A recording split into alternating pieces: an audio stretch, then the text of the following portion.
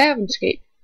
Jeg forbinder ord som naturkatastrofer og sygdom med ordet ondskab, men jeg forbinder også forskellige handlinger, som vi udøver mod hinanden med ordet ondskab.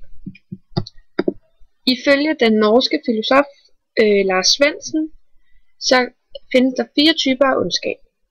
Instrumentel ondskab, dæmoniske ondskab, idealistiske ondskab og dumme ondskab. Instrumentel ondskab, det er, når man bevidst gør noget ondt for at opnå noget godt. Det kan fx være krig. Og ifølge den tyske filosof Immanuel Kant, der kan man dele den her ondskab op i 3 dele, eller 3 grader. Det kan være ondskab af svaghed og skrøbelighed, ondskab af urenhed, og ondskab af ondsindethed og fordagethed.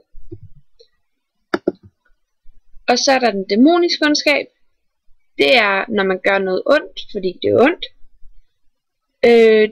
Den onde gør ondt, fordi han vil opnå et gode, enten for sig selv eller en gruppe. Og der er der eksempel med den amerikanske seriemorder Henry Lee Lucas, der fangede kvinder og torturerede dem og slog dem ihjel, bare fordi det var ondt.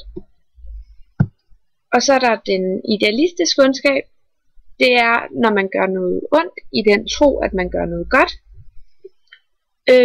Og der er der et eksempel med Anders Breivik, fordi at han startede med at erkende sig, eller han erkender, at han var gerningsmanden, men angiveligt nægter han sig skyldig, fordi han ikke mener, at han gjorde noget forkert.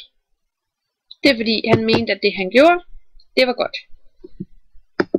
Så er der den dumme ondskab. Det er, når man handler ondt, uden egentlig at tænke over det.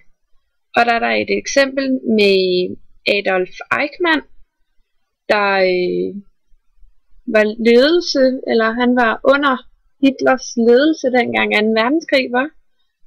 Og han handlede dumt, uden egentlig at tænke over, hvad det var, han gjorde.